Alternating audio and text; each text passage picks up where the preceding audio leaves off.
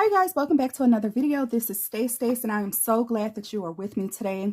Today's video is going to be for hashtag 2 crafters 1 design. This is an open collaboration that is hosted by Lisa with UCY Madiva, Gloria, who is Girlier's Cards, and Melissa, whose channel is Mo's Creations. So every week these ladies get together and choose a focal point that they want to create together, and they also invite us to join in on their open collaboration.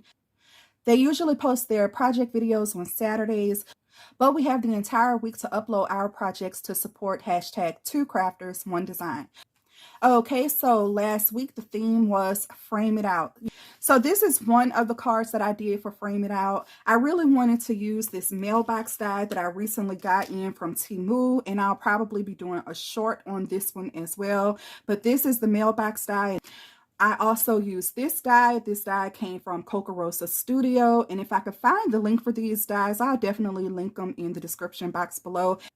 I do have coupon codes with both of these companies, and so this is how I decided to do my card. I added these little flatback pearls as my shaker mix, and on the inside for the shakers, I used some of these little glittery hearts that I got in a pack from Hobby Lobby. And so for the gold and the pink rectangular shaker bits in the background, let's see if you can get a good little view here. I actually used the die cuts from this die set right here. Now, I did make a little mistake over here on the card, and to fix my mistake, kind of, sort of, I took a clear Wink of Stella marker and I covered my entire red portion of the background here. And because the clear didn't look so good on the red cardstock, I actually had a red Wink of Stella marker as well, and I colored all over the red. And you can see here that I added a little bit of dimension to my mailbox. I did back my mailbox onto some cardstock, so it made for a really solid embellishment. So lots and lots of dimension on this card and shimmer. I really liked the way that that one turned out. I did use this vintage Valentine paper pad from Hobby Lobby, and I thought that that was a really cute detail as well. Okay, so that does it for that card. Okay, so this is actually the second card that I created. I wanted to show this one first because it is Valentine's Day themed. Now, the other two cards that I created are Christmas cards. And the first card that I did was inspired by this card right here from this magazine. You can see that this is a Honeybee Stamps advertisement in this magazine. And this is a scrapbook and cards magazine. You can also download the digital of this magazine online for free.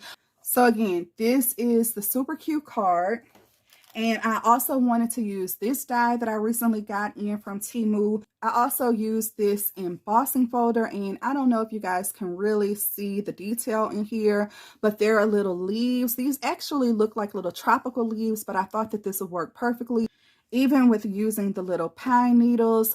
I got a bunch of these embossing folders from Dies and other brands in a D-stash that I purchased either last year or the year before, and I just have not used many of them at all.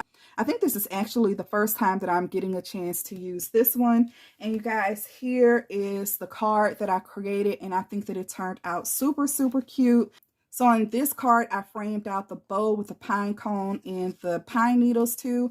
I did use my Distress Oxides to do the background here. I believe I kept this in order. So I used the Shabby Shutters, and then the next layer was the Bundle Sage.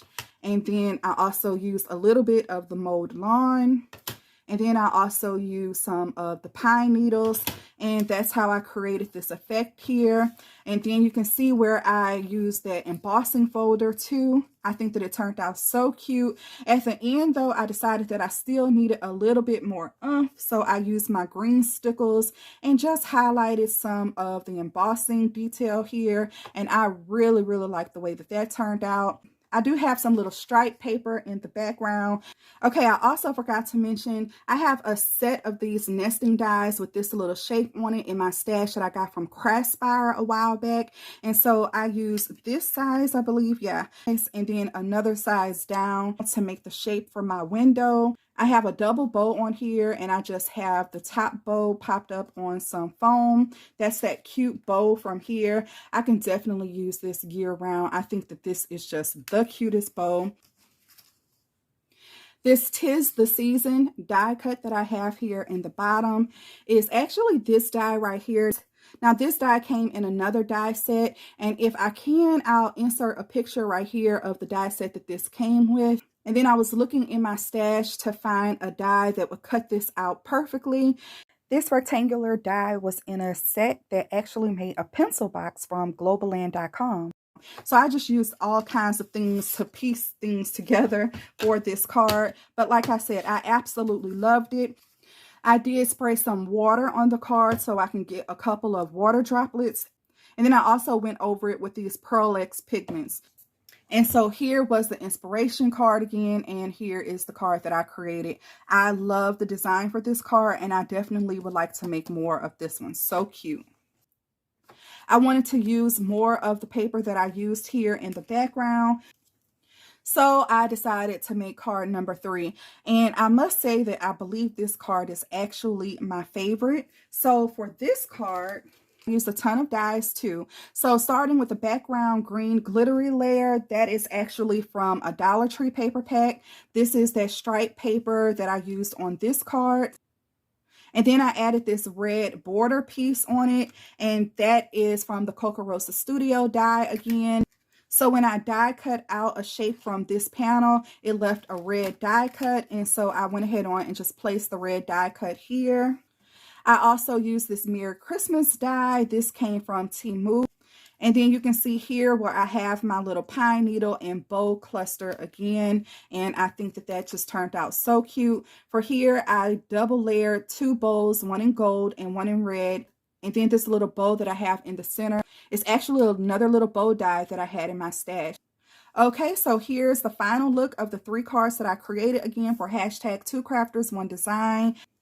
And this is my interpretation for Frame It Out. You guys, let me know what you think in the comments. Thank you so much for watching. I really appreciate it. Don't forget to give this video a thumbs up and consider subscribing if you haven't already. I'll see you in the next video.